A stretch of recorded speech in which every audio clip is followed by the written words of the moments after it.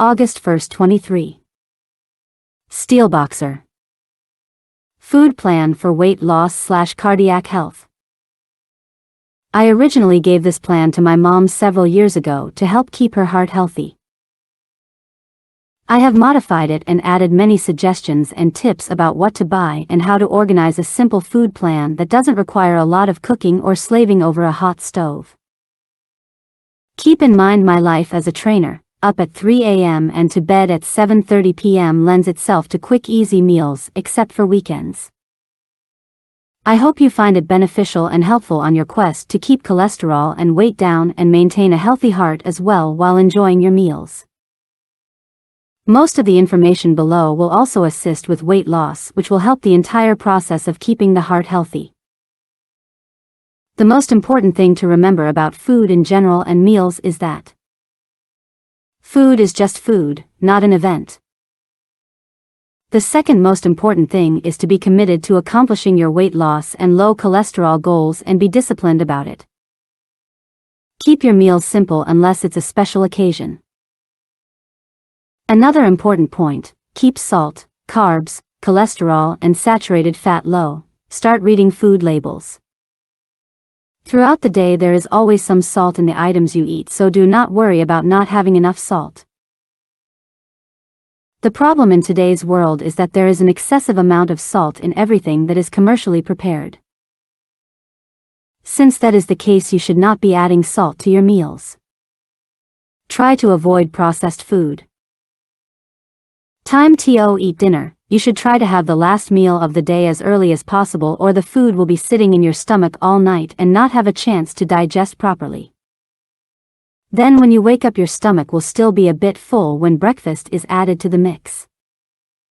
This just creates an unending cycle of a constant full stomach that creates a weight issue.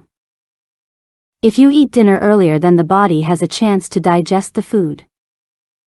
I have noted many items below that I use daily for meals. Once you read all the items and suggestions on how to make meals, you can start on a new lifestyle change for healthy eating habits. There are a lot of items to choose from. The first step would be to buy the ones you prefer to eat and then mix and match them into meals. Once you get the hang of it, you will see it is simple, easy and quick to do. The goal for each meal is to have a protein, carb and vegetable. More protein and vegetable and less carb. I would say carb 25%.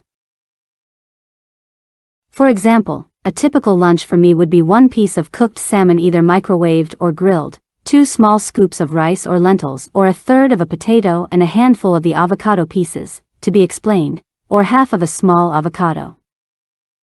They can all be microwaved. Then add grapeseed oil after it is heated. Try not to heat the oils you use.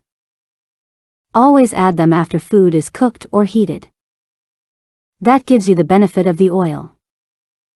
Now you have a simple, healthy meal. Another very important point: please remember to use small plates for your meals. Portion control is very important, so the stomach will shrink and the body will get used to small, normal size meals. Page 2. Sample salad dressing: half cup of grapeseed oil, tablespoon of relish, dill, parsley and touch of salt/pepper. You can even add a little honey and mustard. I usually heat this for 30 seconds and it's great on fish. If you leave out the parsley and dill, it's great on a cold salad. I had to invent a new type of dressing since my stomach is sensitive to lemon and a lot of other ingredients. You can add a little more of each item to suit your taste. A typical breakfast for me would be to microwave egg whites. I buy the egg white containers. The yolks have all the cholesterol, so I always choose just whites. Microwave a half cup or so of egg whites, add 2 small scoops of lentils or rice or 1/3 of a potato and add a few grape tomatoes or avocado. Heat all of it together and add grapeseed oil, and you now have another healthy meal. The important thing to do is to grocery shop and only have in the house the good, nutritious items that you plan to eat for the week. This prevents eating out or ordering out all the time, which usually ruins the good-intentioned eating plan. Remember, the restaurants are not watching salt, cholesterol, and fat unless they have a fitness menu. Also, try to cook up things in advance so you have them ready when you need it. On the weekends you can cheat a little, but try to be good all week. The idea is to be really good all week and a little bad on the weekend, whatever that means to you. But you don't want to do so much damage with food and drink on the weekend to negate all the good work you did during the week. Keep cholesterol to less than 200 milligrams a day if you have high cholesterol, and 300 milligrams if it is normal. The goal here is to monitor salt, cholesterol, saturated fat, and carbs, keeping them low. That is key in this food plan to maintain good health. Also remember to use low-fat milk 1 or 2% in cereal and decaf coffee, not half and half or regular milk. This is a good policy for those of you watching cholesterol. Important tip for lowering cholesterol: if your cholesterol is moderate to high, then you need to take steps to lower it or get it out of your body.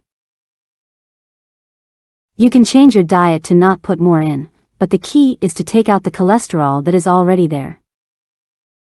Mine has gone up in the past as it runs in my family, and the trick that I use to lower it is to add lentils and grapeseed oil to your meals as often as you can. The lentils will absorb the cholesterol and take it out of the body. I've done it many times and know that it works.